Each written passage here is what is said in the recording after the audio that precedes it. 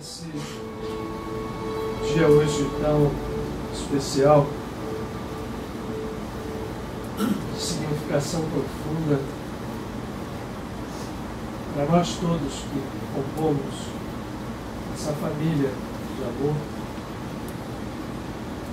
uma entre tantas, uma só, família constituída do amor, Padre Pio. E foi como um servo fiel, um filho que soube encontrar um mergulho profundo nos abismos da alma, encontrando nesses abismos um mar de luz intensa, que ali se estabelece à espera de que cada um de nós, por ele navegue, a encontrar rumo e destino, presença divina, um servo fiel. Padre Pio soube fazê-lo, constituir essas muitas famílias que são uma só, sobre as bases somente do amor.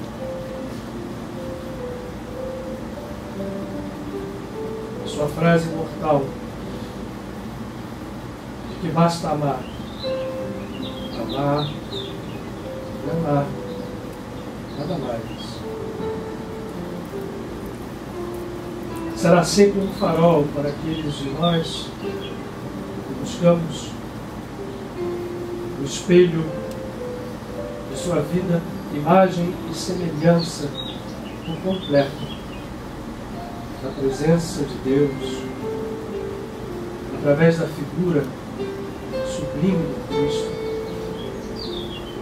Será sempre para cada um de nós que busca esse espelho, nosso símbolo, nossa guia, nossa luz. Essas palavras deverão ser não apenas uma frase de efeito, algo que nos comova o sentimento de forma passageira, mas sempre guia, manual de existência, manual de trabalho. Porque tudo se resume, tudo em nós se resume. A tarefa do amor, incondicional, incansável, expresso nas suas múltiplas formas. Padre Pio soube fazer, soube vivê-lo, e ainda hoje, pleno em luz cósmica, desperto na consciência crística, se faz, quando necessário, tão pequenino e tão restrito como nós outros, como mostrar que a grandeza infinita se mostra em plenitude nos arcanjos, nos universos do além, no mais insignificante grão de poeira, no menor dos átomos, porque tudo é e tudo será sempre um. Padre Pio foi um apóstolo da unidade, da unicidade da alma humana, com a alma do seu Criador, através de Cristo.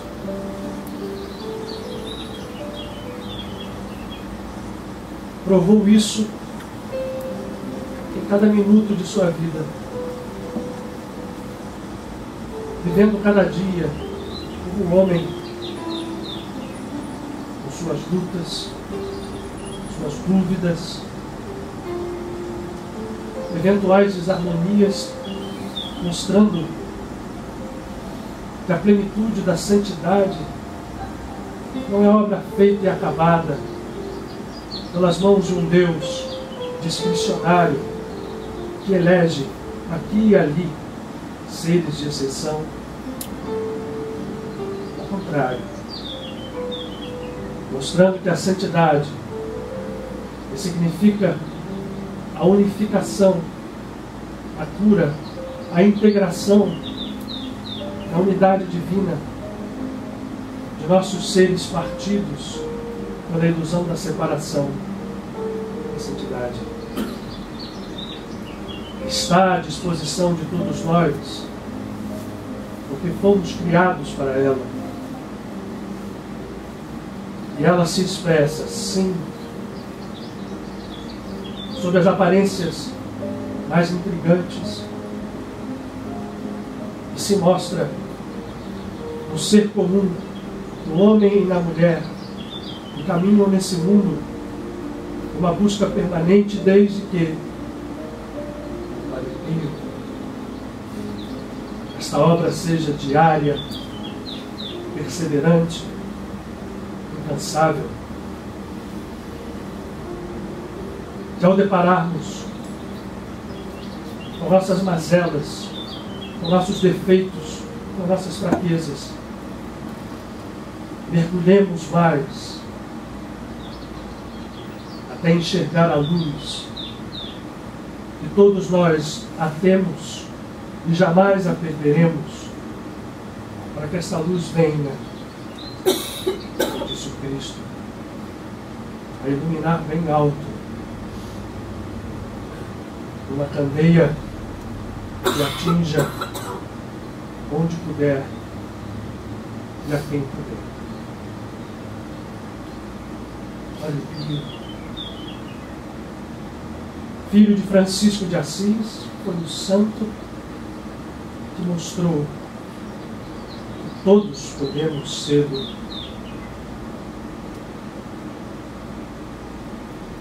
que não há diferença fundamental entre aquele que peca ou se separa e aquele que se santifica ou se reúne ao seu Criador.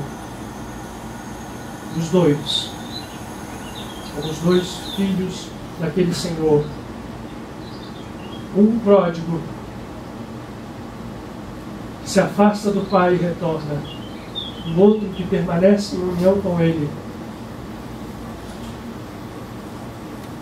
Ao fim, compreendem, ainda que sob questionamentos daquele que fica quando vê seu irmão retornar e receber do Pai apenas um abraço de perdão e de amor, festas, luzes, regozijo.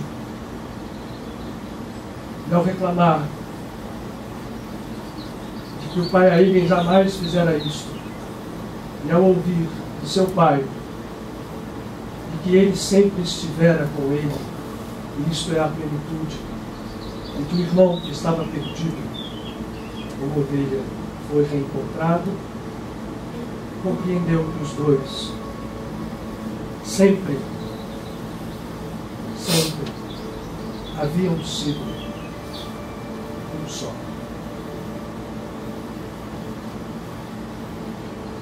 Baseado nesta certeza, e que não podemos perder jamais a esperança de trabalhar, como o Padre Pio fez, de maneira incansável. Porque a santidade, quando se manifesta num filho, tem o potencial, e assim o faz, de santificar outros santos.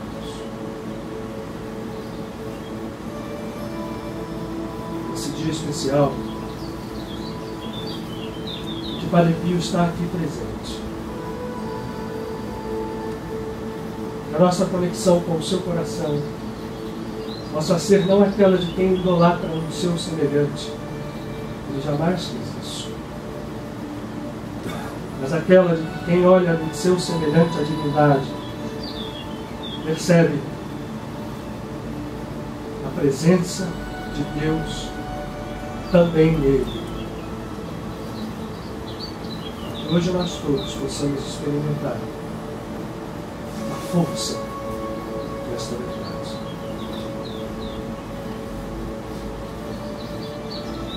Agradecendo a Padre Pio por tudo, que a nós e a tantos outros, seu amor incondicional tem concedido. Não tenhamos todo o tempo esta consciência para que não somente nós, mas aqueles que comungam conosco, não estando presentes aqui fisicamente, possam também, por sua vez, receber. E assim será. O Senhor nos ilumine nesse trabalho conjunto que vamos fazer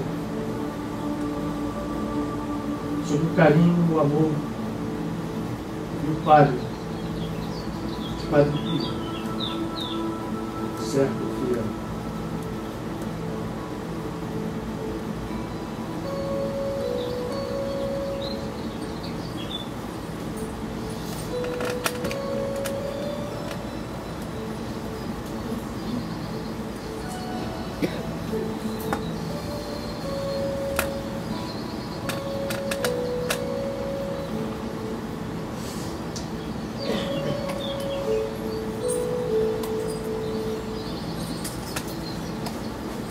Boa noite a todos, bem-vindos a esse dia de alegria especial. A coincidência, sabe como dizer, não é coincidência. Sejam todos muito bem-vindos à nossa casa, a casa de vocês. Temos avisos, né? Realmente, hoje tem todos. Nos alegramos com a sua presença. Pretende essa boa introdução do órgão aqui seguir, aproveitando esse dia especial, né, para que a presença de Padre Pio, que essa foi a tônica e é a tônica do seu trabalho, para que esta presença, esse exercício conjunto possa ser um exercício de cura, não só para nós que estamos aqui, mas que a gente possa fazer com que isso chegue a outros irmãos, companheiros nossos que não estão aqui conosco. O Otto contou um pouco de que se chama em italiano das flores, dos fioretti, umas florezinhas para o Pio, e são muitas, né? Padre Pio era uma figura excepcional. Uma humanidade tão profunda, mostrando que a santidade não é nenhum estereótipo onde as pessoas são colocadas numa aura, envoltas numa estrutura artificial, né, inalcançável, mas são seres humanos. Os santos são seres humanos como nós somos.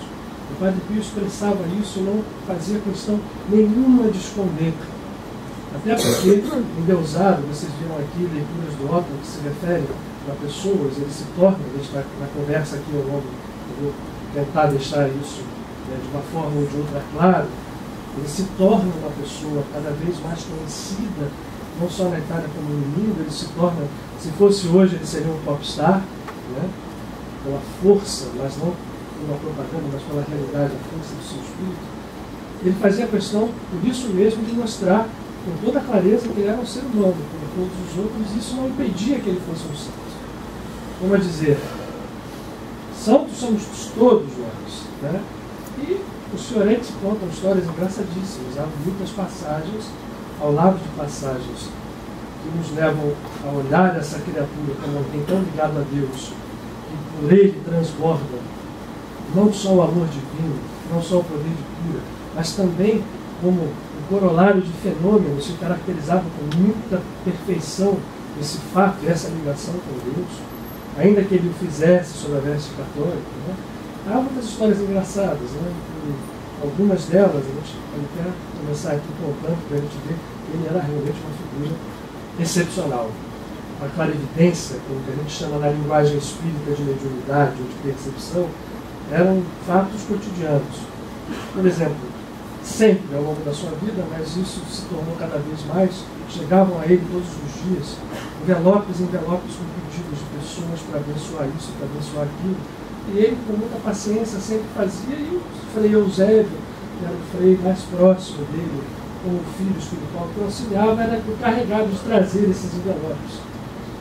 E depois da bênção, levava de volta as pessoas que vinham ali. Havia uma distribuição de 100. Hoje a gente pretende passar 2 vídeos que estão disponíveis no YouTube, são fáceis de atingir, mas a gente, aproveitando essa vibração, a gente vai mostrar alguns dos eventos da vida cotidiana de Padre Pio. E chegaram os envelopes, o Eusébio nos apresentou e falou assim: Padre, o senhor pode abençoar eles agora?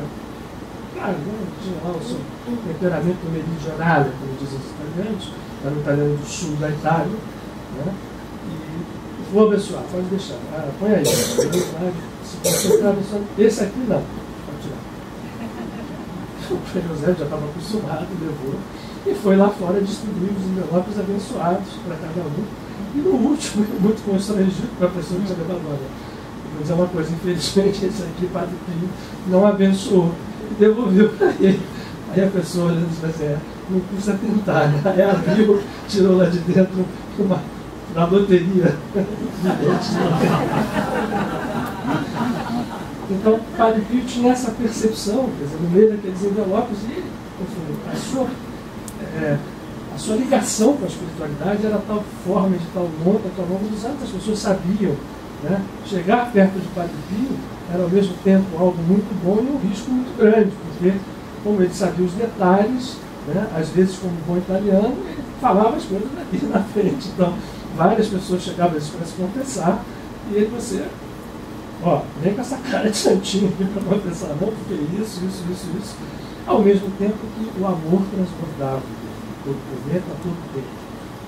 Uma outra história engraçada, 2, né? De uma senhora que na missa chegou lá sentada, porque a missa de Padre Pio era algo assim, a disputa pela igreja, né? Primeiro uma igreja, vamos ouvir pela história, uma igreja pequena, depois essa igreja cresce, acolhia, ainda acolhe hoje talvez umas 1000 pessoas, eram muito mais. E aí a correria para tomar lugar, as pessoas ficavam ali, a missa dele era um ato de ligação espiritual. E lá no meio da plateia, uma senhora pensando: eu quero falar com o Padre Pio, eu vou falar. E pensando aqui, E aí quando ele acaba e ele sai, ele tinha um caminho de passagem, ela corre atrás. Padre Pio só fala: você para de mexer, que você já está o tempo inteiro, desde a missa falando, eu já falei, já respondi, vai pedir a Deus, vai orar, porque... E as pessoas se assustavam, porque ela estava pedindo e estava lendo o pensamento dela em todo o tempo. E chamava a atenção, assim: cadê a sua fé? Uma outra também, a última, né, que chegou, uma senhora suíça, né, houve um momento que via gente do mundo inteiro, e tomou um trem de Foggia, que é a cidade mais perto, para São Giovanni, e chegou atrasado. Então, assim, puxa, não deu tempo de pegar essa bênção. Aí voltou no dia seguinte, já atrasou o seu hotel, chegou atrasado e só viu o finalzinho da bênção. O Padre Pio, já no final, ele ficava na janela do mosteiro, se abria a janela, ele vinha com o lencinho, rezava e ficava abençoando ali as pessoas, todo mundo acenando para ele. E ele ali com o lencinho, e ela lá, puxa vida, só peguei o final, essa bênção pequena. Ele recebeu uma bênção grande, né? Acho que essa foi pequena demais, ficou com aquela história na cabeça. No dia seguinte, porque ela suíça, conheceu outro padre, alguém a levou a Padre Pio e ela tomou o risco de externar esse desejo de receber uma grande bênção. Minha filha, então tá, pode ir lá, põe ela ali na frente lá da coisa, da fila do circo. Aí ele vai para o Frei Eusébio, vai no refeitório, tira o lençol da cama. Aí na janela, em vez de chegar com o lençol, ele chega com o lençol. E olhando para ela. Agora você está, feliz da vida pela bênção grande que você recebeu. Enfim, há milhares de histórias. Eu queria começar falando que essa casa aqui tem o nome de Casa de Padre Pio, alguns de vocês não estão muito tempo conosco. Essa história talvez já seja bastante conhecida de muitos, mas acho que não custa repetir, né? Ainda mais que hoje a gente tem aqui a presença do Frei Luiz. Eu deixei o Frei Luiz em 95 e passei 2 anos no processo, entre aspas, sabático, buscar caminhos espirituais. E em 97 pela pressão de alguns companheiros, né, que a gente estava, eventualmente falava num lugar ou outro, não me interessava ir para nenhum outro lugar já existente. E nós começamos a reunir na Gávea. Né? Tem gente aqui da primeira hora, sentados aqui. Essa reunião foi somando, as pessoas foram chegando, e eu tinha uma convicção muito forte de não criar nenhuma instituição para cometer isso aqui. Acabou que a instituição veio a ser criada e ficou faltando o nome. Né?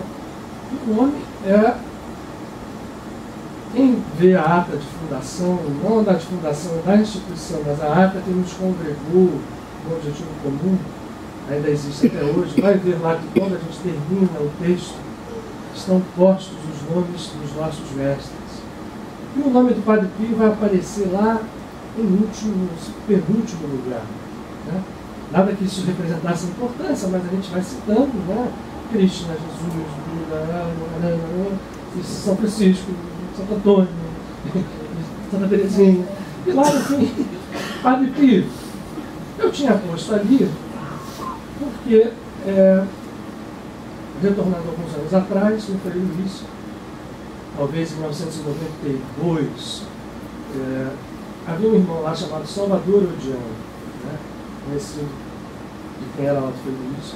Era um companheiro antigo do Rocha Lima, uma pessoa que lia muito, dava muitos livros da Rocha Lima, muito tranquilo, gostava muito de Salvador.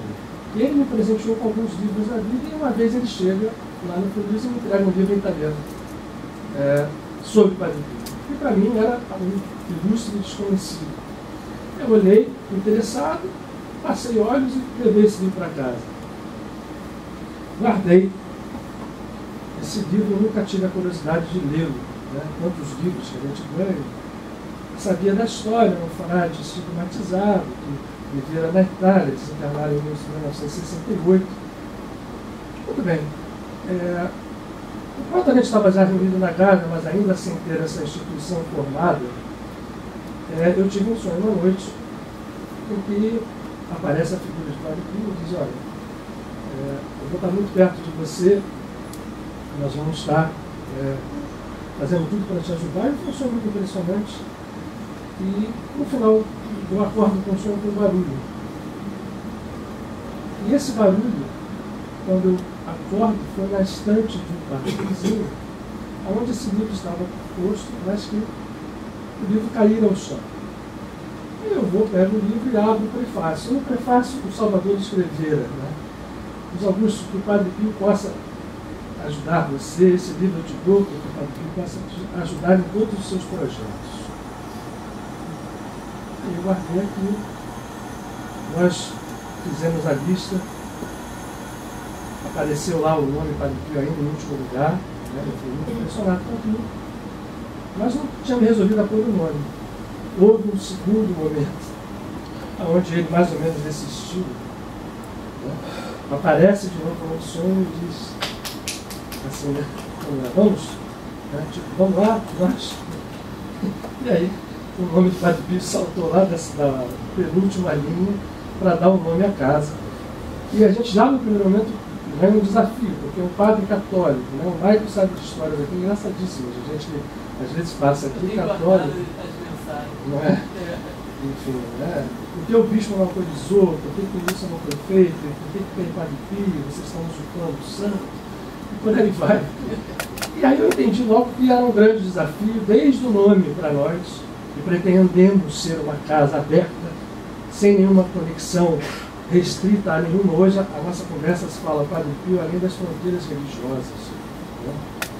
De entender um frade católico que viveu como viveu o Padre Pio, ao mesmo tempo demonstrando com clareza o amor universal, a espiritualidade universal que vive nele, vivia já nele, ainda que sob toda aquela estrutura católica.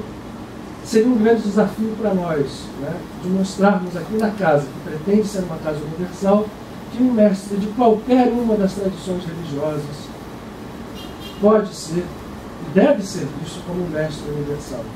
É assim que nós vemos Padre Pio aqui. Nós não contemplamos, com todo respeito aos católicos, né, da forma exata que contemplam os católicos. Não que eles estejam fazendo errado, ou menos, ou de forma pior que nós melhor. Apenas é uma forma diversa, mas certamente complementar uma com a outra. Nós temos essa visão. Alguns irmãos católicos também têm, ainda bem. Né? Tanto que aqui na casa, várias vezes aqui, católicos que quando vêm aqui não deixam de ser católicos, como a boa parte dos brasileiros. Né? Eu sou católico, mas eu vou lá no centro espírita, eu vou ali no trabalho de urbano, eu vou ali no encontro, né, de Yogananda, na selfie. Ótimo! Né? Assim é a nossa característica. A nossa casa, portanto, o Padre Pio deve ser visto como, não é fora, mas além, transcendendo essa roupagem restrita. E é hoje que nós vamos procurar olhá-lo assim, contando a história da sua vida e mostrando como essa espiritualidade universal aparecia a todo instante, através mesmo desses véus pesados, né, que as nossas estruturas religiosas, seja católica, seja qualquer uma, às vezes nos mostram. Última coisa, eu tenho avisado ao longo desses meses passados, especificamente nos últimos 49 dias, que o dia de Padre Pio cairia um momento muito especial, logo após o Pentecostes. E esse ano, o Pentecostes cristão, coincidiu quase que exatamente com o Shavuot. Foi por uma diferença apenas de visão de um dia começando no entardecer, né, na visão judaico-cabalista, e na visão cristã, começando no amanhecer. Então nós tivemos ontem, se eu não me engano, a festa de Pentecostes dentro do cristianismo, do catolicismo, e tivemos o Shavuot, que foi uma vigília que se faz e que começou no sábado, ao pôr do sol, quer dizer, o dia de Shavuot, e se estendeu pela noite. Nós tínhamos avisado aqui aqueles que quisessem que seguissem os 49 dias de purificação, independente de serem judeus ou não, até porque o Pentecostes cristão se dá porque os apóstolos de Jesus, Nossa Senhora, eram judeus e seguiam as tradições da sua lei, da sua Torá. E naquele momento, quando Jesus é crucificado, ressuscita, os apóstolos, no primeiro momento, atônitos ainda com aquele fato, apesar das primeiras aparições rápidas de Jesus aos seus discípulos, ainda não sabiam muito o que fazer. E eles seguem o período chamado de contagem do homem, dos 49 dias de purificação, período duro, que todo mundo passa, mesmo que não saiba, porque eles são um fato vibratório. Então, foram 49 dias, se vocês passarem para trás, vão ver que foram 49 dias de sacudimento espiritual, de limpeza espiritual, e que culmina nas 7 semanas que são contadas. O 50º dia, por isso a palavra grega Pentecostes, relativa ao 50º, 50 dias, 49 mais 1, onde a festa das 7 semanas, a contagem do homem, a visão da Kabbalah, a visão de purificação, ela se coroa com a entrega da Torá a Moisés no alto do Monte Sinai. Os judeus comemoram isso até hoje. Os apóstolos de Cristo estavam reunidos numa sala no dia de Pentecostes, ou de Shavuot, em Jerusalém, 13 apóstolos e Maria, na vigília noturna de Shavuot. Se faz. A tradição recomenda que se fique acordado por muitos motivos. Um deles é porque o povo de Israel, quando Moisés sobe e diz: fiquem atentos, se preparem, façam isso, todo mundo dormiu. E foram acordados de manhã com o barulho, com as luzes no alto do Sinai, com a manifestação expressiva e poderosa da chegada da lei às mãos de Moisés. E todo mundo levantou assustado e estavam dormindo. Então, a recomendação, muito parecida também com o que Jesus faz aos seus apóstolos, vigiem. E essa vigília, ela é muito poderosa, ela tem um efeito. Eu quero compartilhar com vocês, a palavra poderia ser até confessar, mas não sei quem fez, mas a fiz, pensando não só no meu ganho pessoal, como também compartilhando com toda a nossa família. Foi esse sábado para domingo, né? E é um trabalho muito forte. Então não poderia ser melhor que hoje nós estamos falando aqui de Padre Pio. Por quê? Para enxergar Padre Pio dessa forma, que transcende a religião, nós precisamos enxergar o cenário que transcende. A visão pura e simples, bela, porém, mas pura e simplesmente católica. Vamos começar falando de Padre Pio numa ótica mais ampla, para quem entende reencarnação e aceita a reencarnação. Certamente haverá outras, houve outras, mas reencarnações prévias e conhecidas de Padre Pio, eu posso dizer isso com um grau de certeza, né, bastante forte, né? Sempre colocando parênteses que essa casa aqui não passa verdades absolutas para ninguém. Todo mundo tem direito de analisar, questionar, aceitar ou não aceitar. Padre Pio, em vidas anteriores, houve outras mais expressivas. Na época do reinado do rei Davi, foi o profeta Natan que foi responsável por colocar Davi dentro da consciência novamente. Foi muito importante em vários momentos, e depois foi um dos importantes canais para que Salomão se transformasse no rei dentro de uma família de filhos que na época brigavam todos por poder. Natan foi uma figura muito expressiva espiritualmente falando. Depois, quando Jesus veio ao mundo, a informação é de que Padre Pio terá sido nosso conhecido Lázaro, ressuscitado por Jesus, né?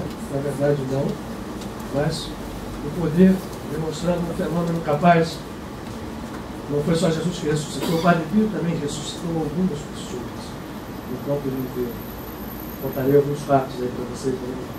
Um deles impressionante, de uma mãe camponesa que perde o seu filho por alguns meses e que bota o filho dentro de uma mala e corre para São Giovanni Rotondo e chega aos pés de Padre Pio, desesperado, e implora que ele fizesse alguma coisa. Ele tocado por aquilo, entra em contato com o seu Cristo interno, pede: abre que eu quero ver. Ela abre, o filho que está ali no corpo, ele vai, ele chora, todo mundo, né? E ele põe as mãos sobre a criança e ora, e de repente a criança como se estivesse dormindo à toa. E a mãe não viu, continuou chorando. Ele falou assim: calma, seu filho estava dormindo e acordou. Vamos repetir.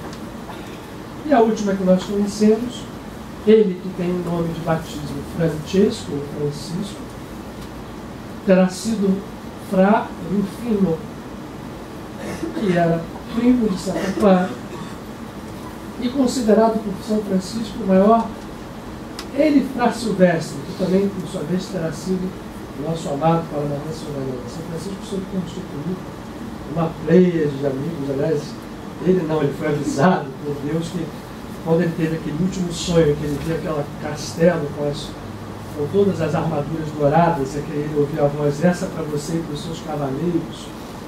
E ele achava que ele tinha um grande sonho, São Francisco, de ser um cavaleiro feudal. Chegou a se inscrever numa cruzada mercenária. A gente gosta de contar essa história aqui. Ele se alistou dentro de um exército de um mercenário que ia para lá, no Oriente, para fazer. E aí, nesse período, quando ele vai para lá, ele tem esse sonho, e os cavaleiros dele eram essa família espiritual que estava ali encarnada em Assis e nos arredores, que foi formando o seu grupo de seguidores. Fra Rufino era um dos grandes médiuns, e da boca de São Francisco era dito: há poucos santos em vida, santificados em vida. Um deles, eu não tenho dúvida, que é Frei Rufino. Vivia em comunhão com Deus o tempo inteiro. Tem até uma história engraçada que Frei Rufino, pela sua mediunidade, uma vez, uma entidade desequilibrada, se toma a forma de Jesus, aparece para ele e começa: olha, não acredita nesse cara aí não, nesse Francisco. O cara não enrolou, ele enrolou todo mundo. Vai todo mundo na fila para o inferno, você primeiro. Porque ele está dizendo um absurdo, e começou. E apareceu uma vez, apareceu uma segunda, uma terceira. E aí depois ele começou a acreditar. E acreditando, começou a olhar São Francisco de lado. E essa história foi, ele se afastava, um dia São Francisco percebeu que estava acontecendo, chamou ele aqui, vem cá. O que é a entidade que está falando para você? Aí ele ficou assustado. Mas vamos fazer o seguinte, na próxima vez que aparecer é Jesus, né? Então, você vai chegar para ele, eu vou falar uma coisa aqui, mas é literalmente o que São Francisco falou. Então, não tem problema de falar. Você vai chamá-lo, vai dizer assim, né, Jesus? Abre aqui, abaixa aqui, abaixa, eu vou fazer o que eu vou na sua boca. Gente, e ele fala isso, e se for Jesus, ele tem um amor tão grande, que ele não vai ter nenhum problema de ouvir isso, e vai olhar para você e vai mostrar que é Jesus. Não foi verdade, a entidade se tomou por uma fúria absoluta, se jogou para cima de Frei Rufino pedras que até hoje existem lá em Assis. Essas pedras foram deslocadas, jogadas em explosão, e São Francisco lá na caverna, eles ficavam meditando em cavernas separadas. Está vendo, Frei Rufino? Não falei para você? E se alguém vai a Assis, na capela do trânsito, onde Francisco deixa o seu corpo, onde se fez na capela em cima, onde ele desencarna, tem uma pintura, um afresco com os frades mais próximos. Se vocês olharem a pintura de Frei Rufino, vocês vão ver ali desenhado. Uma entidade dessas tem um cabedal de serviço, de amor, prontos para dar por mundo. E por que uma entidade dessas vem ao mundo? Aí vamos falar um pouquinho do cenário. É importante, a gente faz uma parada da vida, mas o mais importante hoje é a gente estar conectado com ele. A gente não dá muita atenção ao século XIX, que é o início do século XX. Mas o século XIX, desde o seu início, entrando pelo século XX, foi um grande presente dado à humanidade para que ela, talvez, aqui, naquele momento, tivesse uma grande chance de avançar em termos conscienciais a campos que ela não tinha alcançado antes, estão sempre disponíveis, mas olhando o tempo e o espaço em que vivemos, foram séculos em que, se nós avançamos, perdemos também grandes oportunidades. Em todos os campos do século XIX, é um século transformador. No campo social, no campo filosófico, a gente não vai ficar aqui detalhando, mas de Marx, né, a Freud, que faz o seu primeiro livro lá no início do século XX, né, publica um trabalho sobre o consciente que ele já havia desenvolvido antes, né, de Augusto Comte, a filósofos idealistas, de Kardec, a Barulá, de Vivekananda, a Yogananda, a gente pode, de Bernadette Soubirous, em 1857, a Teresa de Jesus, uma pleiade de espíritos em todos os campos, em todas as civilizações, em todas as culturas humanas, reencarnam no movimento consolador. Dentro do judaísmo, o hasidismo recupera a sua força espiritual com Menachem Mendelssohn de Lubavitcher, um grande santo, entre tantos outros santos. Então, aonde você vai, encontra santos poderosos em ação. No final do século XIX, então, concentra uma série de reencarnações muito próximas, em diversos campos. Exemplo, né? Nós vamos ter em 1887, Kardec já tinha feito seu trabalho, os seguidores do Espiritismo seguem, o Espiritismo encontra barreiras na Europa entre a visão chamada científica e a visão transcendente, espiritual, filosófica, apesar dos fenômenos todos que, né, cercaram aquela manifestação espírita no primeiro momento. O movimento vai tomando forças, vem para o Brasil, onde se estabelece aqui de uma forma com um projeto específico, vem perturbar o mundo, né, no final do século XIX. E em 1887 nasce na cidade de Vibrantino, entre a campanha italiana e o Simon, como se chama, bem no sul da Itália, uma cidade que é uma vila, não é uma cidade. Filho aqui já falou o nosso Otto, né? Um camponês chamado Grazio Forgione e de uma dona de casa chamada Giuseppa ou Peppa. Hoje, para mim, Peppa é aquela porquinha do desenho. que a minha filha adora, então. Mas Giuseppe, em italiano, o apelido de toda é Giuseppe, e o seu segundo filho nasce, falou óbvio aqui, chamado Francesco Forgione. Desde o início, como criança, desperta a atenção de pessoas. Essa história que o Otto contou da parteira, é uma criança que cresce normal, como todas as outras crianças, mas com uma tendência espiritual muito clara. Ele se isolava, ele tinha alguns fenômenos mediúnicos muito claros. A igreja, conta-se que já desde criança havia alguns fatos de cura, não diretamente dele ali agindo, mas na presença dele, algumas coisas que aconteceram muito assim, anormais, que depois, passado o tempo, se atribuíram a Deus, já estava ali, pequenininho. Eles levaram, né? Porque assim, a Itália é católica, mas médiums existem em todas as religiões, em todas as culturas. E a Itália é um celeiro de médiums, né? Médiums cristãos, médiums, enfim, realmente cristãos na Itália. E havia lá um médium local, em Pietrelcina, chamado Paulo Faiello, que era um adivinhador e que era comum que as mães levassem seus filhos para aqui. Quando o Faiello vê o Padre Pio, ele olha assim: esse menino será conhecido no mundo inteiro pela sua santidade, e das suas mãos sairão rios de dinheiro, de bênçãos, só que ele não guardará nada para ele. O Padre Pio cresce, expressa rapidamente a ideia de se tornar um frade. Seu pai, naquela época isso era uma ideia muito aceita, sempre para as famílias do sul da Itália, você tem um filho padre, no esforço que ele tinha para formá-lo, mas depois ele estava garantido na vida, né? E ao mesmo tempo servia a Deus. Se a família fosse uma família devota, era uma bela união. Ele expressa a vontade, principalmente depois que passa um frade caputino peregrinante chamado Frei Camilo, que o leva para conversar algumas vezes, vai e volta, enxerga nele uma pessoa com espiritualidade bastante clara. Já naquele momento, o Padre Pio era fruto de ataques espirituais, ele via coisas, muitas vezes via Jesus, via Nossa Senhora, todo o tempo, e achava que isso era uma coisa muito normal, todo mundo via. No dia que ele soube, né, e ele via, mas que ninguém via, foi um choque grande para ele, o fato dele conviver com entidades espirituais sem que as pessoas soubessem.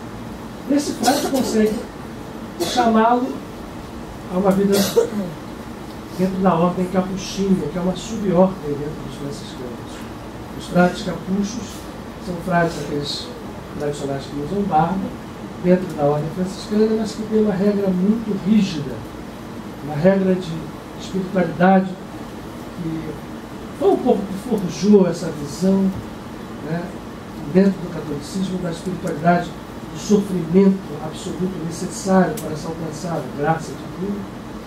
Deixa eu falar um pouco sobre isso, mostrando que o Padre Pio, apesar de viver esse tipo de percepção, ele ao longo da sua vida foi mostrando com clareza que isso não era algo absolutamente necessário, porque pode assustar as pessoas, né? A obrigatoriedade do sofrimento como um caminho necessário para a iluminação. Há que se ver o sofrimento de formas diversas. E ele via isso muito bem. Ele escolhe, porque os capuchos eram assim, faziam, né, eram ascetas. E ele quer ser um frade capuchinho. Resolve ser o pai dele, para permitir isso, apesar de ser um cara muito bom, que tinha muitas diferenças com ele, brigas às vezes com ele, mas tinha um amor enorme por ele. O pai vai emigrar para os Estados Unidos e o faz por 2 vezes, para permitir que o Padre Pio pudesse entrar no seminário, se formar, né, como frade capuchinho e depois como sacerdote. Nós estamos falando aí do ano de 1903. Ele nasceu em 87 e em 1903 ele entra no seminário. E vai começar, a partir daí, uma longa história de mediunidade absolutamente expressiva, que expressa a divindade e ao mesmo tempo recebe todo tipo de ataque espiritual possível e imaginável.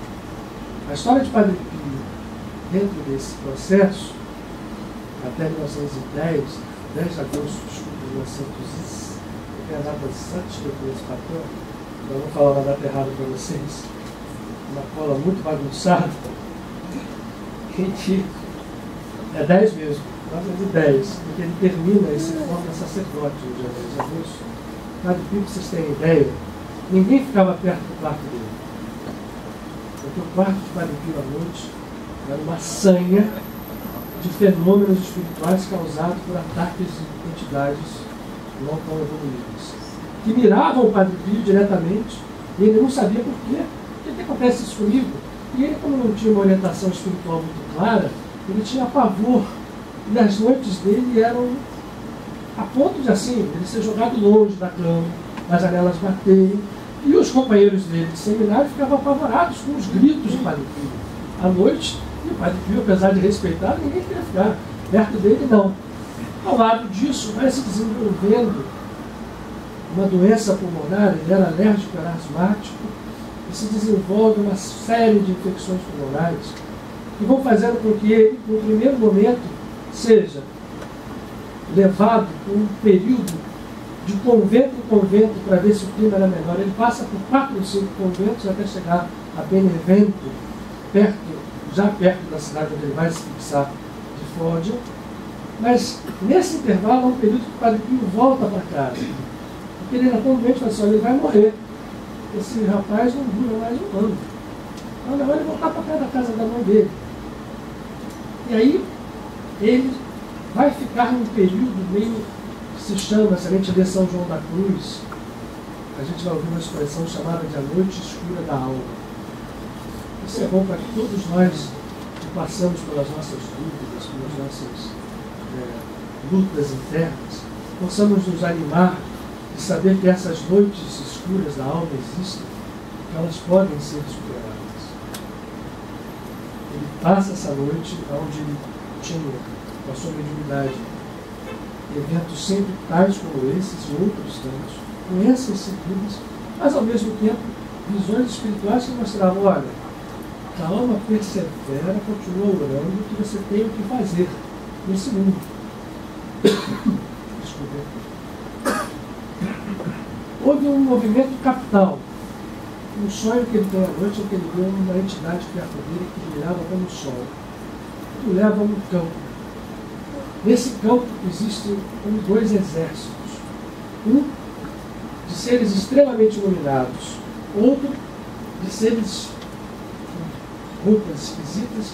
E esse ser diz o seguinte: veja aqui, você é um lutador e você precisa lutar. Você nasceu para essa luta. E se você não fizer essa luta, você falha naquilo que você veio fazer. Se você fizer, você pode contar comigo. Quando essa entidade diz isso para ele, levanta-se dentro daquele exército escuro, um ser com uma altura, que encostava a cabeça nas nuvens. Aí a entidade fala para ele, né? Padre Pio, ele tinha 1,60 m, vai e luta contra essa entidade. No primeiro momento ele pensa, viu? Não é? Agora é a hora da decisão. Isso tudo nessa visão que ele teve. Ele de repente se toma de uma força e vai em direção àquele ser monstruoso e começa a luta. E ele ouve, continua porque eu estou te ajudando. Ele não sabe dizer como. Essa luta vai prosseguindo até que aquele ser enorme vai se desfazendo. E aí aqueles seres luminosos começam, né, com uma torcida a gritar que ele está vencendo. Aqueles outros começam a correr. E aí depois ele vê uma coisa impressionante, que é isso que é fundamental para nós. Veja que coisa interessante. Não houve apenas a batalha e a vitória. Depois aquele ser diz assim, mas não terminou, vamos atrás. E aquele exército luminoso vai e como que abraça aquele exército escuro e há uma espécie de uma fusão dos escuros com os claros e aquele ser luminoso olha assim, essa é a sua tarefa. Uma oração e trabalho para a iluminação das almas, porque isso é o trabalho do céu. Se você fizer isso, eu estou com você. Ele acorda muito impressionado. Ele tinha diretores espirituais, escreve isso em cartas, ele sabe disso, porque tem cartas que depois vieram à luz dele para os seus diretores, a comunista no catolicismo. E diz que a partir daquele momento ele ficou como que, ok, então a minha luta é essa. Se é assim, eu estou entregue a Deus e que se faça a sua vontade. Eu estou entregue por completo e vou começar a pedir pelas pessoas. O seu trabalho é esse, é salvar almas. Vou fazer um parênteses aqui. Isso se dá nos anos entre 1910 e 1916. Em 14, vocês sabem, começa a Primeira Guerra Mundial. Chico Xavier já estava no mundo, também aqui no Brasil. Nós vamos ver como que a espiritualidade, ao mesmo tempo que no século XIX havia preparado toda aquela estrutura de permitir que os homens pudessem despertar com vários tipos de estímulos vindo de todas as áreas, os homens acabaram se encaminhando para a Primeira Guerra Mundial. O Padre Pio já sabia naquele momento que a humanidade tinha perdido na primeira grande oportunidade. Ele é recomendado como católico a orar para a salvação de almas, para a transformação de pessoas. E ele faz isso incessantemente. Começam aí os fenômenos mais impressionantes da vida de Padre Pio. Já nesse momento, antes que ele vá para Santo Antônio, começam os fenômenos conhecidos que foram talvez um dos mais categóricos e mais comuns da vida de Padre Pio. São contados às centenas, testemunhos muito claros, que são os fenômenos da bilocação. Padre Pio no convento é visto muitas e muitas vezes, em circunstâncias específicas, materializado, bilocado em outros lugares, muito longe, em estruturas de auxílio a pessoas. Pessoas desesperadas, doentes, quase se suicidando. Ele começa a relatar isso, as pessoas começam a ver esse frade é um frade diferente, ele tem esse fenômeno, ele começa, as coisas vão se sucedendo, ele tem essa percepção muito clara de todas as coisas. Se conta que uma vez no convento chegaram visitantes e eles tinham lá uns 50 pães, e aí, como é que faz, gente? Como é que faz? Aí o Padre Pio some, e daqui a pouco chega ele com uma cesta enorme de pães.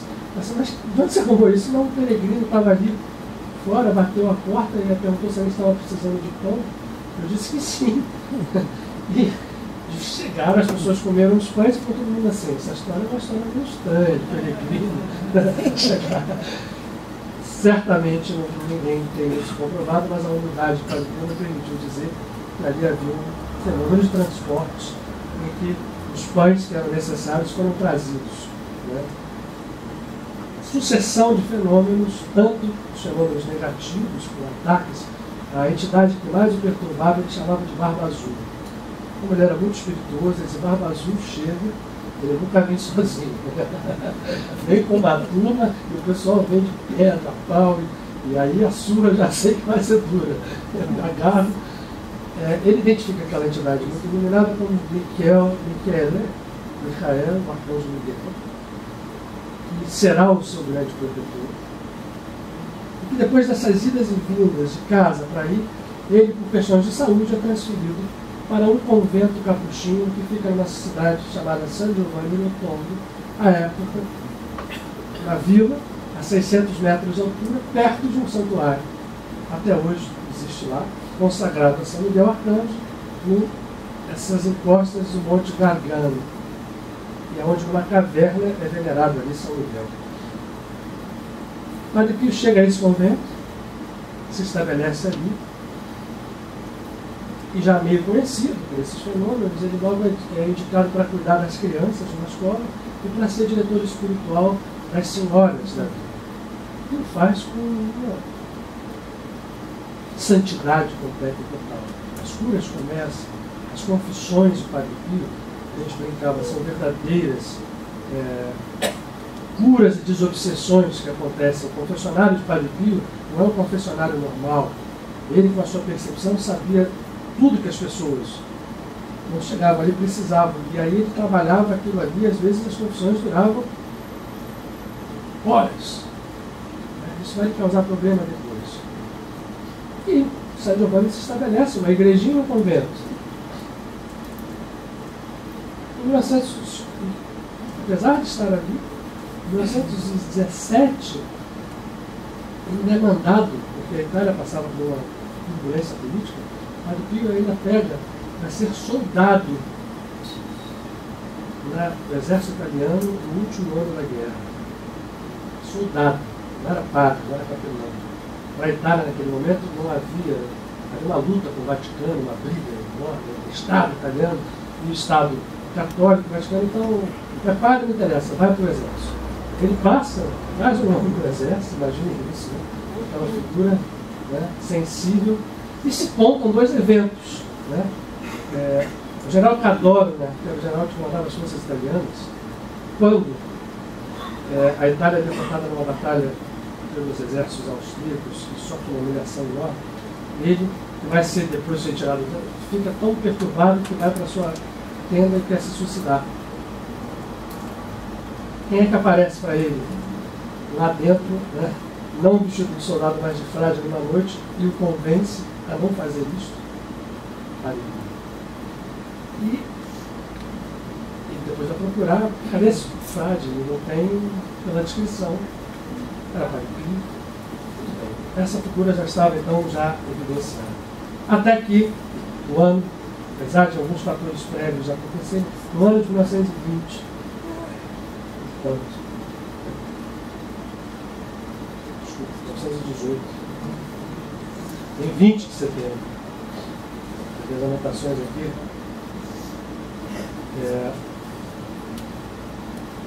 acontece o fenômeno que nós todos conhecemos. Se você para o seu queria alguma coisa que eu queria dizer. Não, não sei. Acontece o fenômeno da estigmatização.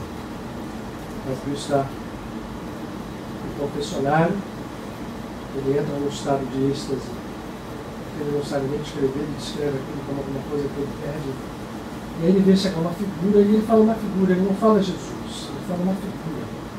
E nessa figura tinha, saindo das mãos, dos pés, do lado, sangue, se aproxima dele, vendo aquele êxtase, aquilo infunde nele um terror muito grande, ele tinha muito medo de certas coisas, certas aparições, apesar de luminosas. Naquele momento ele tem um terror, mas ao mesmo tempo um terror que o acalma, ele perde os sentidos, quando ele acorda com os estigmas já todos presentes em sangue. E ele se levanta absolutamente desnorteado. E fica desnorteado por um bom tempo. Vou acelerar aqui porque eu quero passar os vídeos. Vou acelerar porque dá para acelerar agora. Esse desnorteamento de Padre Pio mostra com clareza que ele não tinha nenhuma intenção de ser. E ele vai entendendo que aquilo era uma missão, aquelas chagas não cicatrizam. E daí para diante, apesar de ser Padre Pio, foi um calvário, porque logo em seguida, quando começou a se espalhar essa notícia de que havia um frade estigmatizado em San Giovanni do Tondo, no convento capuchinho, as pessoas vão em cima buscar. E muitos começaram a receber curas, né? Transformações do confessionário. A Igreja Católica voltou às suas baterias sobre o Padre Pio. Vou simplificar aqui a história. Havia dois grandes períodos de perseguição ao Padre Pio.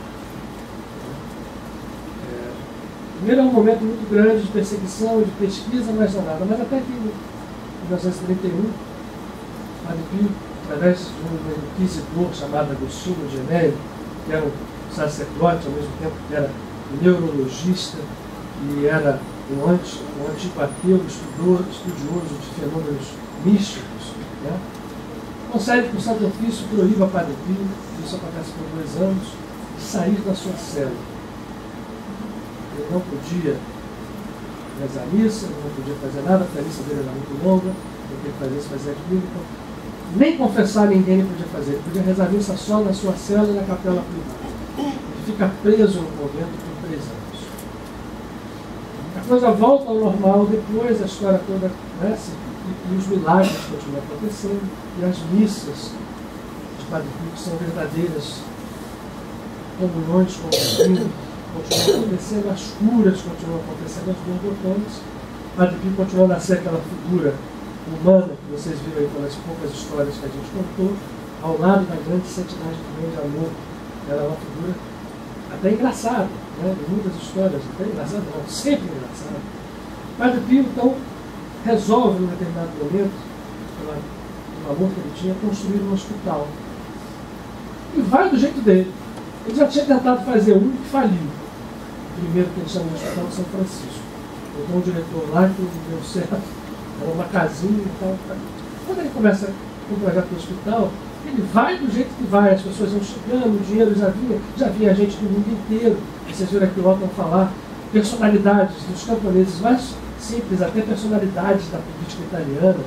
O Beniamino Gentili era com Enrico Caruso, igual, um tenor com tanta fama quanto o Caruso. Ele foi antes.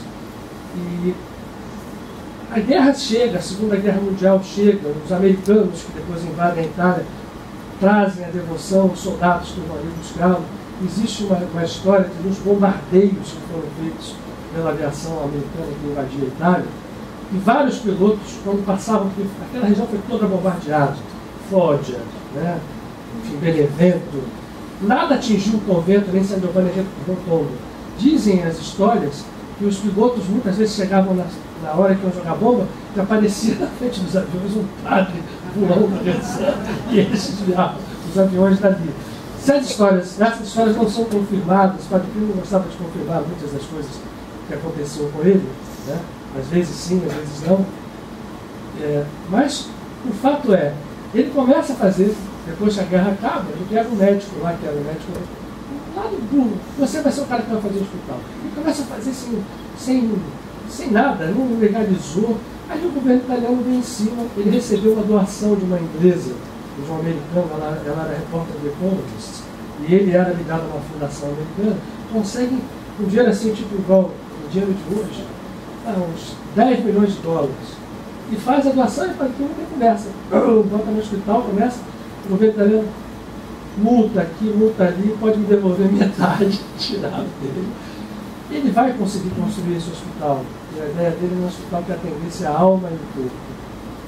Esse hospital fica pronto em determinado momento, até hoje lá, mostrando que aquela previsão daquele farelo lá atrás era uma verdade, né? Que dinheiro ia sair da mão dele como coisa que ele não ficaria com nada para ele. Mas, e aí, gente, a gente vai contar a história. Eu quero mostrar esses vídeos para vocês. Está processado, mas hoje vocês podem ver no YouTube depois, mas aqui vai ter um caráter especial. Eu queria primeiro mostrar vídeos do dia a dia dele, que ele ficava ali o tempo inteiro ligado às pessoas. Houve momentos que ele não podia mais sair sem o acompanhamento de frades, de seus amigos, seus companheiros, porque o assédio das pessoas era uma coisa absurda, né? Para tirar pedaços da roupa para passar a mão, para curtir, para se ajoelhar. E ele tinha uma paciência de santo, mas às vezes, né?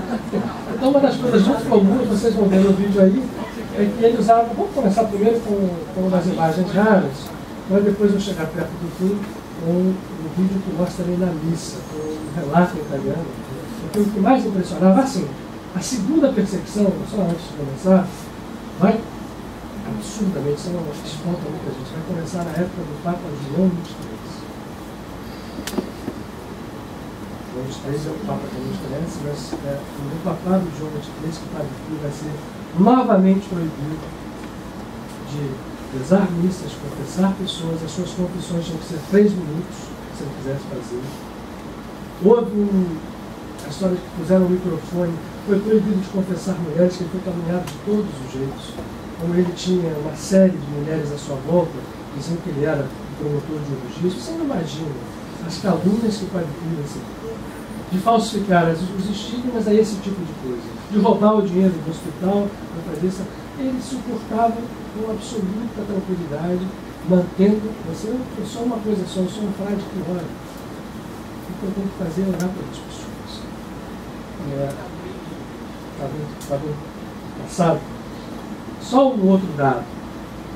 Reparem que é nesse período entre a Primeira Guerra Mundial, vamos voltar um pouquinho atrás, que Maria aparece em Fátima, pedindo aos pastores oração.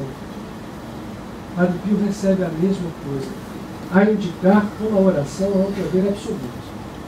Mas ele era desordem.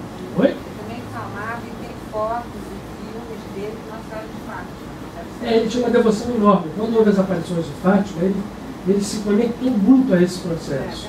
Como se houvesse assim, e houve mesmo, por isso que a gente está olhando o cenário mais amplo, vejam só, naquele momento, concomitantemente estava Nossa Senhora aparecendo em Fátima em 1917, Padre Pio recebendo os estigmas em 1920, o Chico Xavier começando o seu trabalho aqui no Brasil nessa mesma época, né? E o Yogananda chegou nos Estados Unidos em 1920 para estabelecer a selva. É um trabalho é quase como um ataque do bem espiritual para despertar as pessoas. É isso que a gente tem que aproveitar, né? Nessa absolutamente atemporalidade da missão de Padre Pio. Havia Frei Luís aqui no Brasil, também dentro do catolicismo, né? Chegando um pouco depois ao Brasil para cumprir a sua missão que cumpriu aqui. É importante que a gente veja, e aí Padre Pio é o único santo. Santa Teresinha tem alguma coisa, que a gente tem filme, que a gente tem documento muito próximo. Então, era bom que a gente visse isso aí em conjunto. A primeira são imagens coletadas da sua vida cotidiana. Pode apagar a luz, então.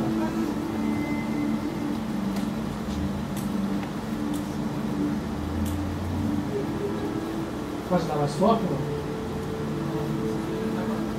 Aí com as crianças, vejam, e as pessoas levantavam os bebês, né? Ficavam. Aí já era o São Giovanni Rotondo.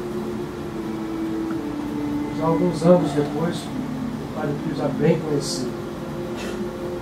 E ele fazia as bênçãos de água benta, sempre cercado dos seus amigos. Esse é o convento Capuchinhos, né? Seus companheiros, todos lá.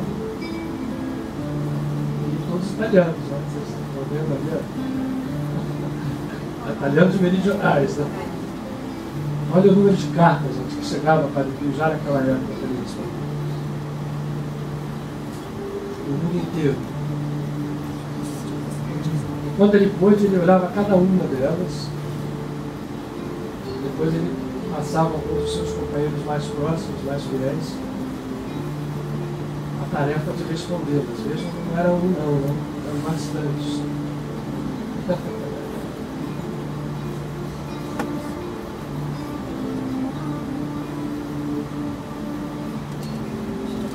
Vamos usar esse vídeo como uma forma de se conectar a ele, tá? Essa história que eu passei, a gente possa estar aqui presente. Olha isso, gente.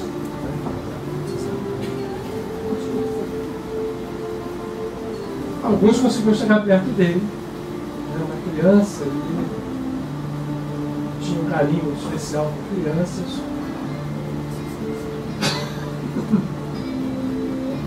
Essa cadeirinha até hoje está lá. E ele dava muita bronca nas pessoas também. Em certas horas que ele lembra muito o nosso irmão Luiz Alacharinho. Esse sujeito, né, que é amoroso, mas às vezes o pai ali tentando que a criança já chegasse ali perto para o dia do lado.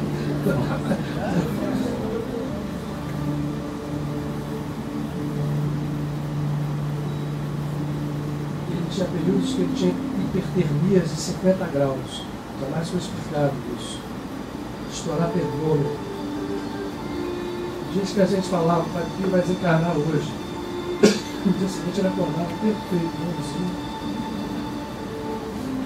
E sempre com as chagas abertas. Essas pessoas fazendo os pedidos, né? Esse é Frei Eusébio. Seu filho mais querido aí, então. Livros e grupos de radiação, mas são as senhas da confissão. As pessoas pegando para poder entrar na fila da confissão. Depois ele foi proibido de confessar mulheres.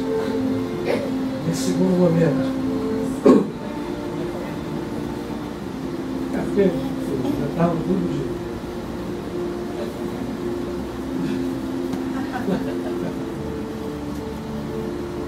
Estava a fila lá, o confessionário, ficava ali as pessoas.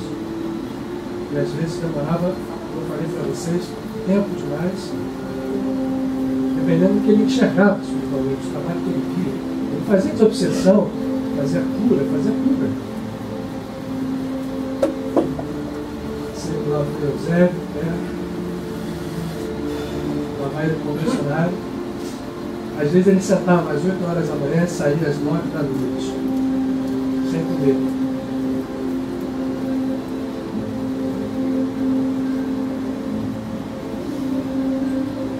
Os carros que iam para a Itália inteira.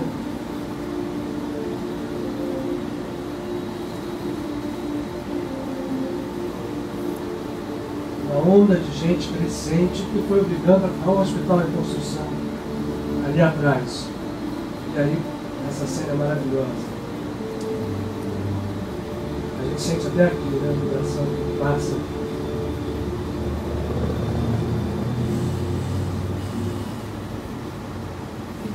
As suas missas, né? Que depois foram proibidas de ser tão longas. O Papa Paulo VI foi liberado depois de João XXIII desencarnou. Uma coisa meio inexplicável, mas certamente João XXIII foi muito empenhado pelos ouvidos. Mas era todo mundo em volta dele. Essa igreja antiga, onde ele mais gostava, tiveram que fazer uma igreja maior, e hoje fizeram uma catedral, eu acho que fosse discutir, um pouco mais distante. Mas ele adorava essa igrejinha aí, que tem a imagem de São João Batista, de um lado, de Francisco de Assis de outro.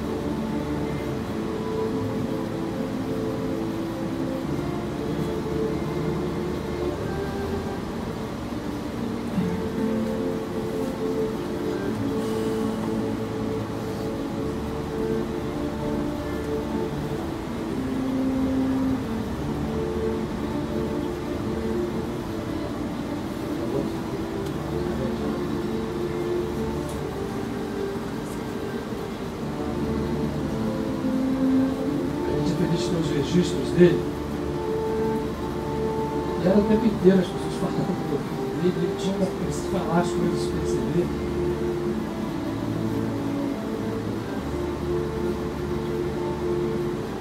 Ela vai passar, todo mundo ajoelha, as pessoas já vão, ela vai vir assim. Dependendo do dia, da paciência, ninguém se importava. Aí era o refeitório, ele seguia como frade normal, sem nenhum privilégio, mas comia muito pouco.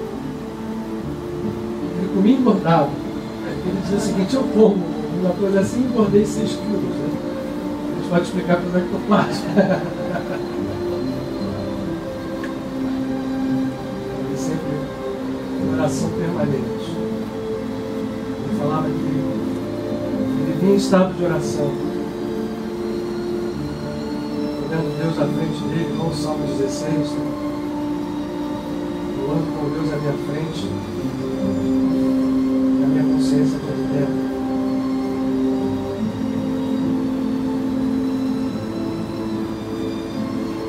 Um privilégio. Vou começar só essa última cena que eu acho que é a cena abençoada. Os frades riam muito dele, ele falava muita coisa, assim, o tempo inteiro. Era uma figura alegre, apesar de ser.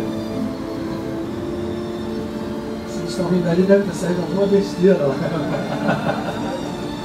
Eu volto a me lembrar do Rocha Lima também, que a gente fazia isso muito ao feliz. Ele às vezes falava umas coisas assim, né? E a gente via muito nesse sentido de ver. Ó, vai lá com vai. Alguém tomou, ele deve ter sido o Campos Pereira Festa.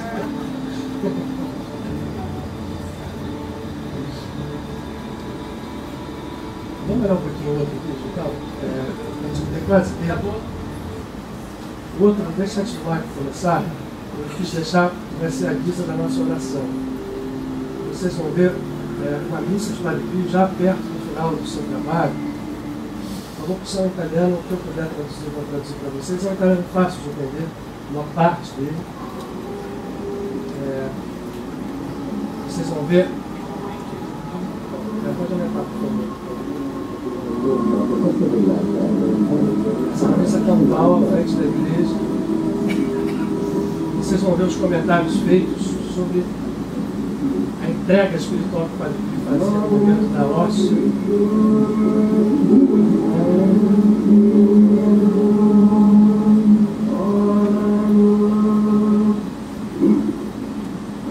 O Signore, illumina benigno la tua Chiesa per l'offerta di questi doni, affinché il tuo gregge abbia sempre successo e i pastori sotto il tuo governo siano grati al tuo nome. Per il nostro Signore Gesù Cristo, tuo Figlio che è Dio, che vive e regna con te nell'unità dello Spirito Santo per tutti i secoli dei secoli. Amen.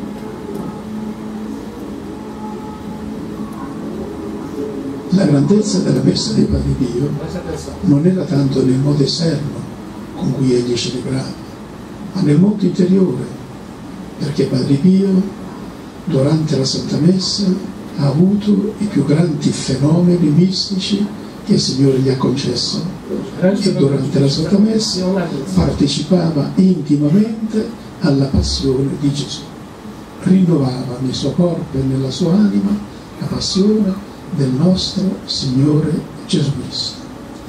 Per quanto riguarda il primo punto, cioè che Padre Pio durante la Santa Messa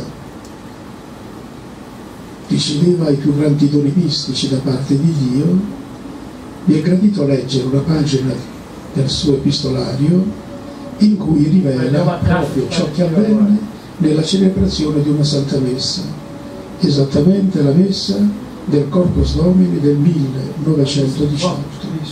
Dice così Padre Pio scrivendo al suo padre spirituale, Padre Benedetto: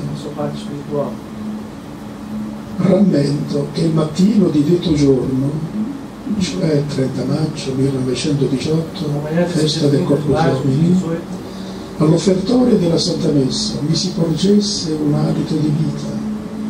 Non saprei dire nemmeno lontanamente ciò che avvenne in quel fugace momento nel mio interno.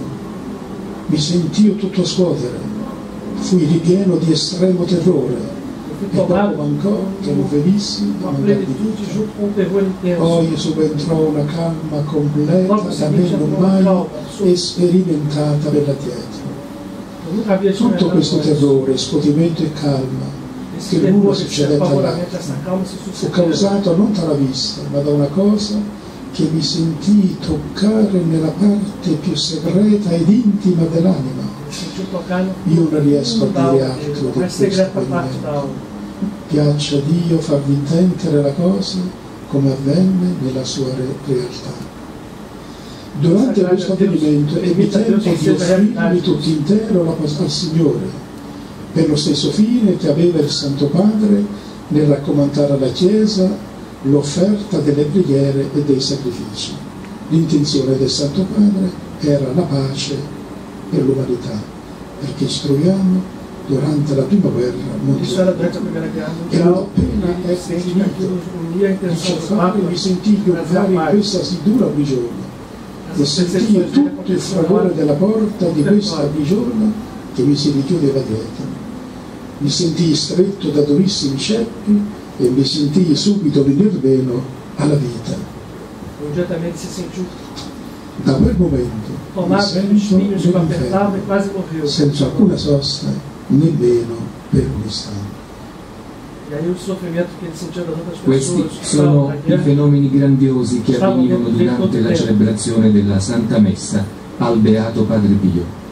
Come abbiamo sentito, in quella Santa Messa Padre Pio fu toccato intimamente dalla divinità nella sua anima. Toccato por Deus, pela divindade dentro da sua alma. E ele descreve isso nessa carta. Um fenômeno que ele não sabia definir perfeitamente.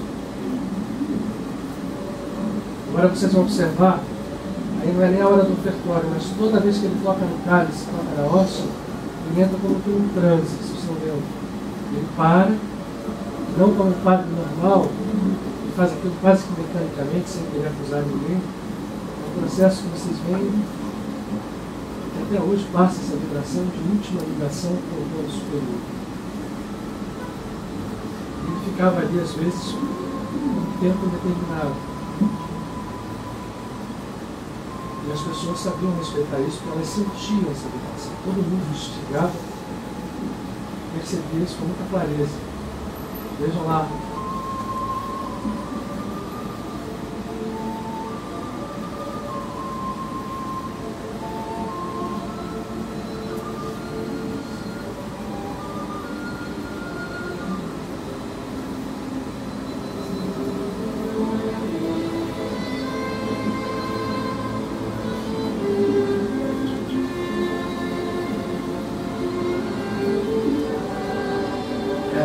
O vídeo ainda tem alguns minutos, a gente chegou na nossa hora. Permissão para seguir adiante de vocês? Sim? Ok.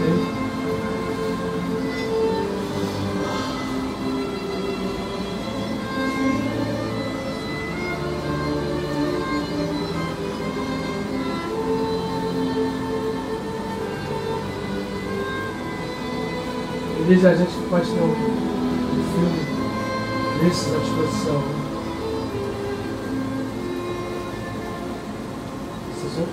La messa di Padre Pio diventò proverbiale, la messa di Padre Pio, per dire che nella messa c'era tutto Padre Pio, c'è tutto Padre Pio, nella messa c'è tutta la spiritualità e per assistere a questa messa i pellegrini, i forestieri, gli ospiti, i devoti venivano anche di lontano e affrontavano ogni sacrificio. La mattina, già alle 3:30 ero davanti alla chiesa col tempo clemente e inclemente, con la pioggia, con la neve, col freddo, col caldo.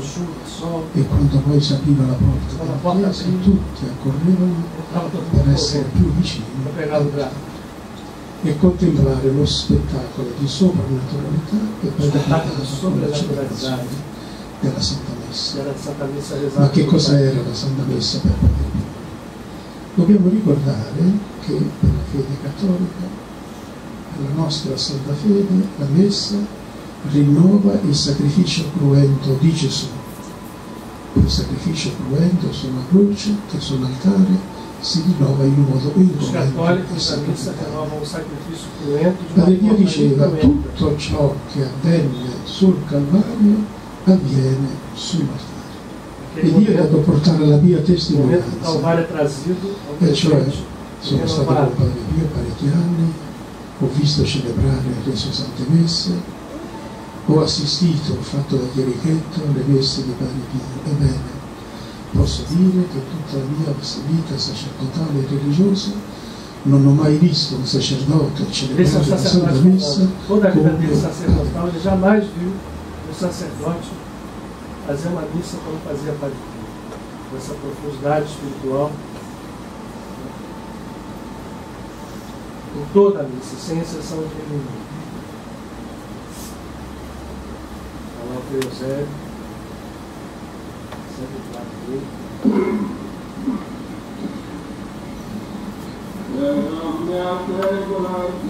Essa é a voz dele.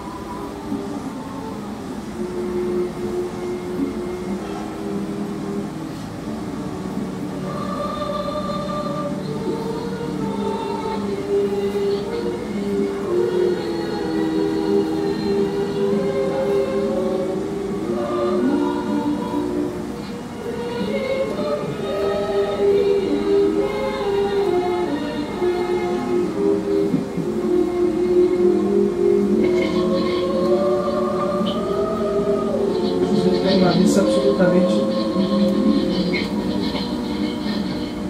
fundamentada na meditação. Você não pode falar pouco ao longo da missa. O cara está meditando o tempo inteiro com Deus. As pessoas sabiam disso, sentiam isso.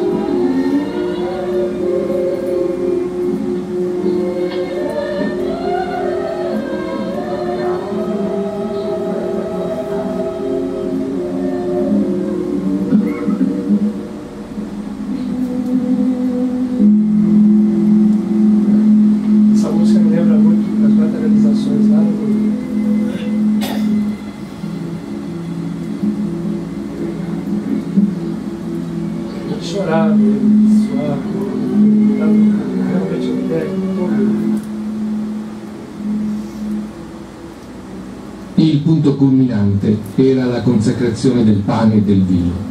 Con grande difficoltà Padre Pio pronunziava quelle parole della consacrazione in uno sforzo supremo di volontà e quasi a vincere ogni resistenza umana e diabolica.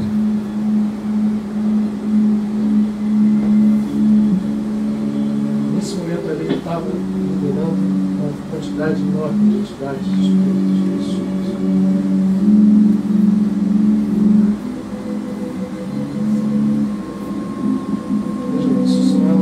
De comum, é alguém ali, perfeita comunhão com Deus.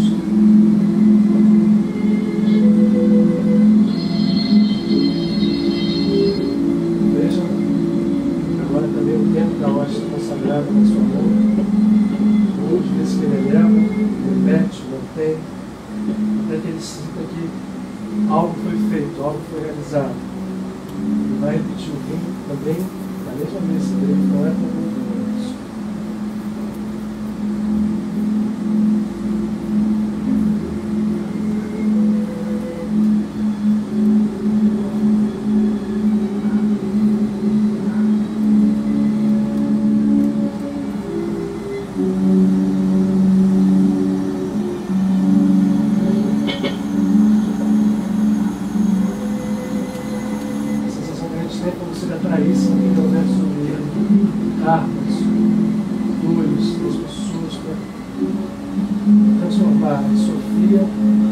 Conscientemente, porque ela fazendo aquilo por alguém.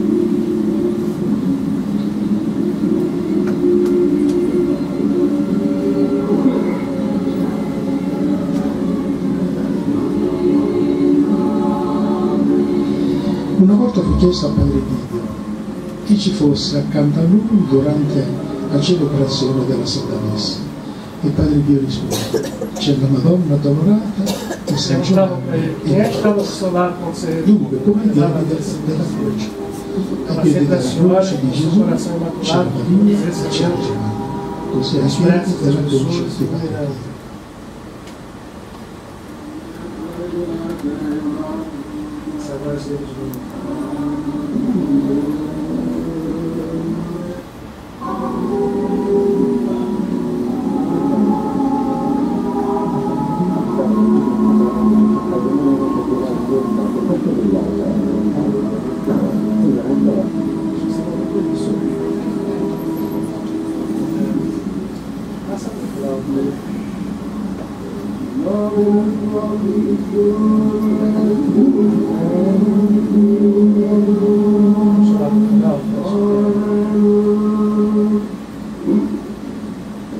O Signore, illumina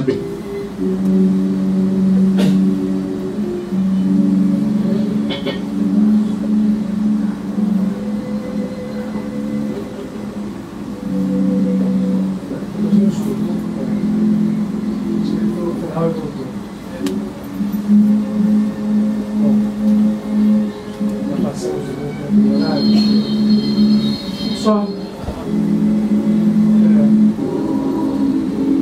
aproveitar só mais um minutinho, a gente juntos fazer uma oração nesse final. Eu tenho certeza absoluta que o Padre Pio hoje aqui está realizando o que faz sempre em prol daqueles que se dirigem a ele, que oram, está trazendo a cada um de nós e para aqueles a quem nós amamos as situações que nós vivemos, a força e a luz de alguém que conectado ao Cristo,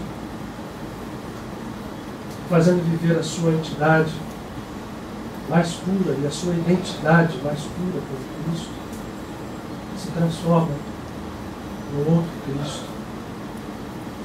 Cristo no sentido não da figura humana de Jesus de Nazaré, mas Cristo no sentido da consciência crística e messiânica, que nós todos somos portadores em Ele, que podemos, quando nos dedicamos a realizar em nós, nos transformar, portanto, em canais, para que essa luz possa realizar os milagres, onde seja. Há conhecimentos profundos nesse sofrimento sacrificial que transforma a dor em fonte de luz, mas que ao mesmo tempo aponta para uma vida plena de alegria e de realização, e no aparente contraponto, numa aparente oposição, o Padre Pio exortava os seus filhos a fazer. Abençoava todo tipo de realização física, desde que fundamentada na força e na realidade do Espírito. Trazia para ele mesmo o sofrimento porque sabia, em plena consciência, que a sua alma e o seu espírito viviam sempre em ligação com o divino, independente daquilo que acontecesse em sua vida. Nesse momento, nós agradecemos a Ele por aquilo que Ele está fazendo hoje, agora, nesse instante.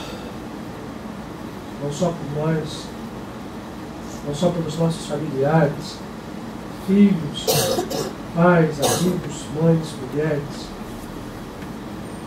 mas daqui para muitos outros, quiçá pelo mundo inteiro. Esse dia marque, Padre Pio, a nossa conversão, no sentido da palavra que diz dirigir para o centro, convergir, a nossa conversão à natureza crística que vive em nós. Tu, como tantos outros mestres, ao tempo inteiro nos convidas a fazer essa conversão. Que nós possamos fazer. Nos transformar, como diz outro grande convertido, que vive hoje aqui, Agostinho de Hipona, não em cristãos, mas em outros Cristos. Cristos de todas as religiões, Cristo de todas as fés, uma só realidade. E será um dia, nós temos a certeza, triunfante, no espírito e na consciência de cada um dos homens e mulheres que habitam nesse planeta. Obrigado, que possamos sair daqui em paz e em plenitude.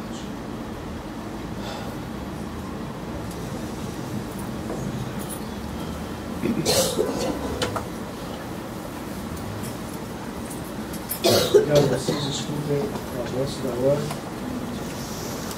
Mas hoje eu acho que valeu.